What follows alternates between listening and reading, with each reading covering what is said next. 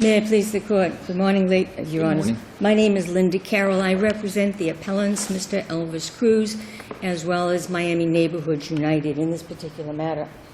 In this particular case, Your Honor, the appellants, who were also the plaintiffs below, were attempting to enforce a city charter.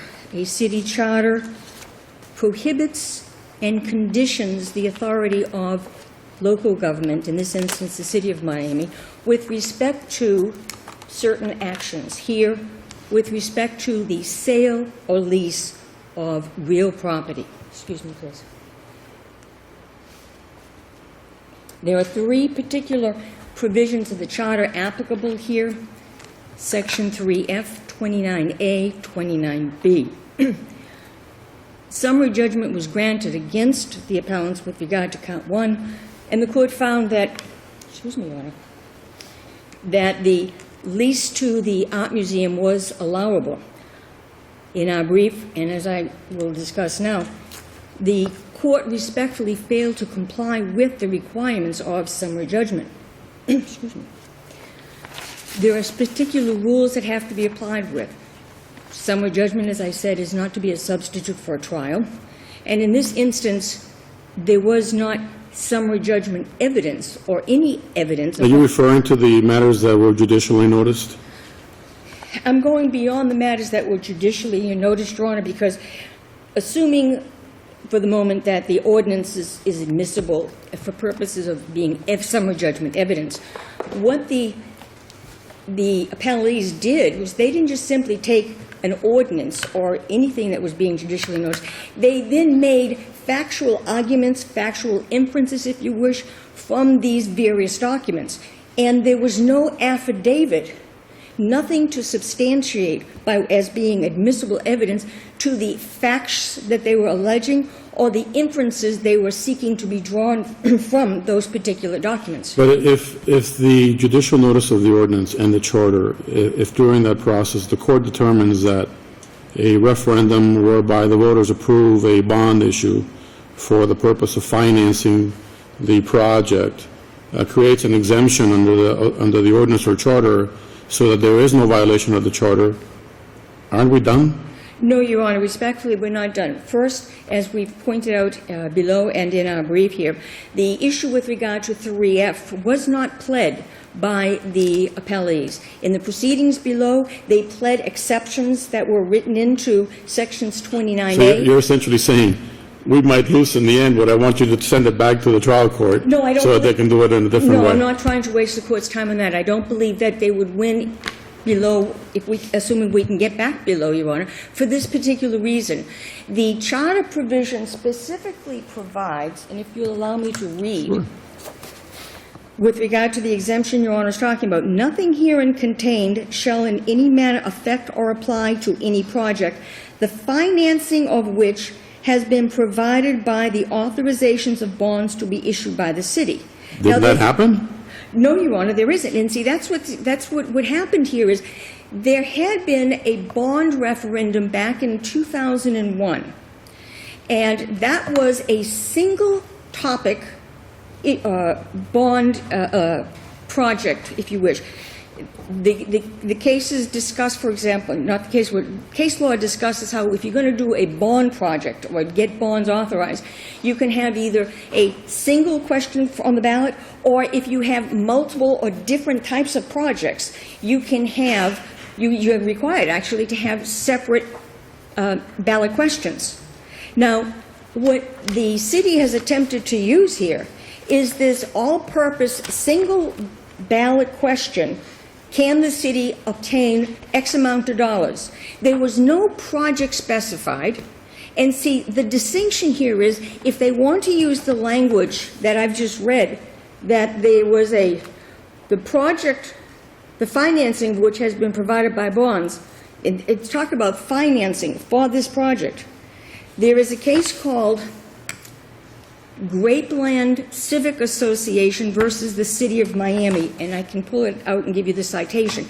It was a case out of the 3rd District that went to the Florida Supreme Court, and in that case there was a single issue bond authorization back in '72. Did you include that in your brief? I don't remember seeing that. I did not cite to it, Your Honor. I only came across it this weekend when I was preparing for the argument in anticipation of this particular kind of question, the distinction between getting a bond approved as opposed to financing for a project. And the Supreme Court in that case says, since the issue in that case dealt not so much with a particular, well, it dealt with a project, but since that particular project was not being financed entirely by the bond issue, but rather was just getting some funds, that some of those funds could be used for that particular development because it was within the scope, if you wish, of the issue that was before the electorate, namely, should we allow bonds for parks? Here, there's a distinction, and I think this is the critical distinction that I believe the trial court made, even assuming that the issue had been properly pled, namely, and it's actually, it might be a fact question, but I think it's a legal question also that this court can make, namely, is money being given to MAM, the Art Museum, financing for their project? And I submit, Your Honor, it was not financing approved by the electorate because this was not a project that was brought to the electorate for purposes of determining whether or not to finance the project. The reason for this particular language, in fact, is almost self-evident because if we I don't know how much time you've used, and I'd hate to take up all of your time discussing the charter issue, because you have another issue, right? I do have another issue. I'm not going to go into the issues in terms of the rules of summary judgment. I've laid those out. Right. But with regard to the count 2 issue, I believe the trial court, in the dismissal of Mr. Cruz for purposes of standing, as well as the dismissal of M&U For Cruz, it was summary judgment, was it not? And it was a dismissal of No, Your Honor, M&U. he was dismissed on a motion to dismiss. Okay. And in fact, that was then just incorporated into the final judgment. So we never got to a summary judgment stage. And that's one of the reasons I believe that the court should, in fact, reverse, because what we pled was more than adequate, I believe, under the existing case law. Because what the city and MAM tried to argue was, if you wish, ignoring the more current case law after the particular statutory provision had been amended that expanded the area of standing for those individuals who have certain interest or interest in the particular project. And That are greater than that of the community as a whole. That's your Honor. Yeah, that is correct, Your Honor. And it's interesting that even the city, when this whole process was going on, recognized Mr. Cruz and allowed him to participate, as well as M&U was allowed to participate, because under the zoning ordinances in effect at that particular time, in order to get a MUS, a major use special permit, the city's ordinance required notice to be given to the entire city, so that there was a recognition by the ordinance that every member of the community in the city could be affected, has an interest in this particular project. If you want to keep rebuttal time, you've got 2 minutes left. Thank you, Your Honor. Okay, thanks.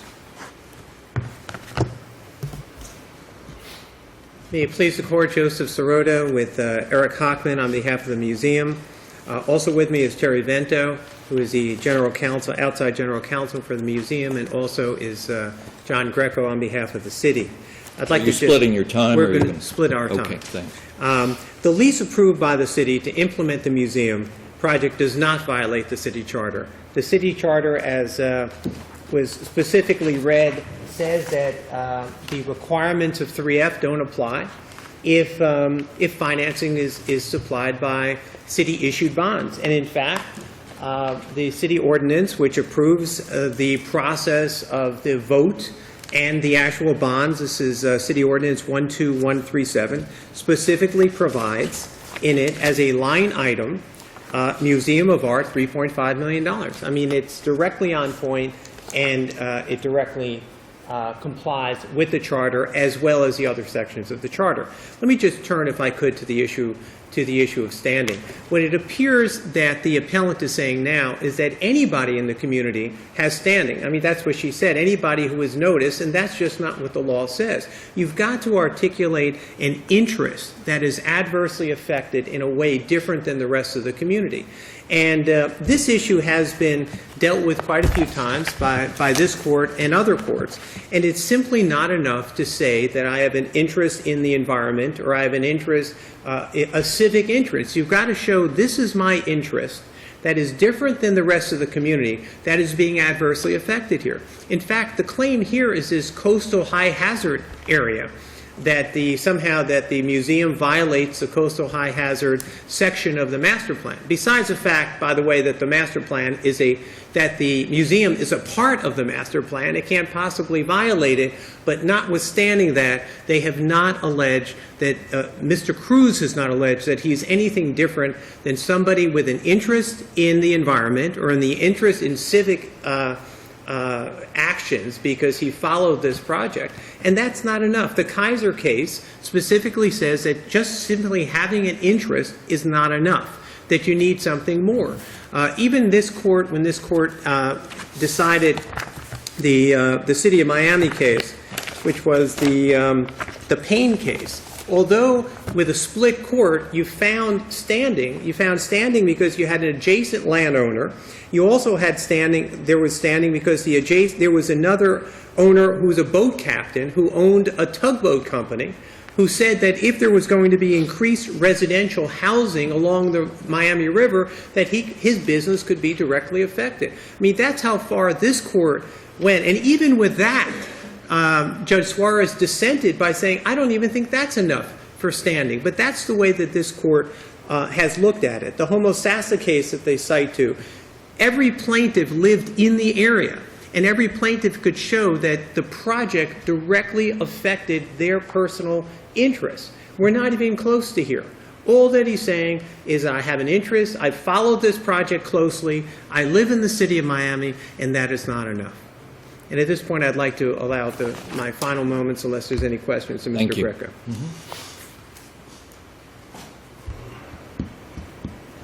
May it please the Court.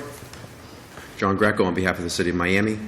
I will just address the cross appeal unless you have any questions on the main appeal. In the event that the Court were to find that on count one that summary judgment was improperly granted, the City cross appealed the Court's denial of the motion to dismiss for lack of taxpayer standing.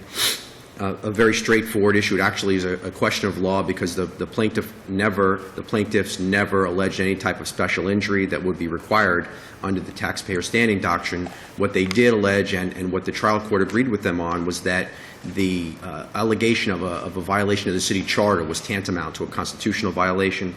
That is simply not the case. 3 cases cited by the city in the city's reply brief, Forns, Bull, and Godheim, show that where there are allegations of a charter violation, that there's no standing. That is not enough. And to the extent that the trial court relied on the Ratner decision was very specific. In that case, Miami Beach held a referendum. The referendum specifically said, send this property, transfer this property to a Miami Beach agency. Right after the referendum, the city transferred it to a private developer. This court said, no, you can't do that. That case is either distinguishable on its facts or it was implicitly overruled by the cases that I cited in my reply brief, in particular the Supreme Court decisions. And therefore, again, even if you past the summary judgment, there was no taxpayer standing. And so that count one should have been dismissed on that basis. Unless there are any other questions, the city relies on its briefs, and thank you very much. Thank you. Rebuttal? Yes, Your Honor. You have 2 minutes. I would like to return to the case that I mentioned a moment ago, Your Honors, and that is Grapeland Heights Civic Association versus the City of Miami. And the citation for that is 267 Southern 2nd 321. It's a Florida Supreme Court case in 1972. And as I said, it dealt with a bond issue. In that bond case, I think it was it was a bond validation issue under Chapter 75. And the significance that I found in that particular case was the distinction that the Supreme Court made between just getting authority to issue bonds as opposed to authority to issue bonds to finance a particular project. And that's why I believe the language of this particular charter provision is so important, because it states, nothing shall herein shall in any manner affect or apply to any project, the financing of which has been provided by the authorization of bonds. So we're talking something more specific, more focused down. And in fact, I believe that there would even be a fact question here, because as I believe Mr. Sirotto just alluded to the fact that there was a line item according to a document attached to the paper ordinance that was submitted under a judicial notice.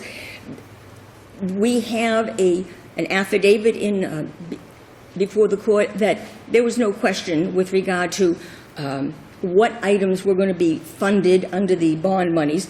In fact, I believe in the record we even have an admission from the city that there was no details with regard in that bond question as to what the monies were actually going to be used. And under established case law, once the money is approved, as long as it's the money's used within the realm of what the general subject matter of the bond referendum was, then that can be properly used without being a violation.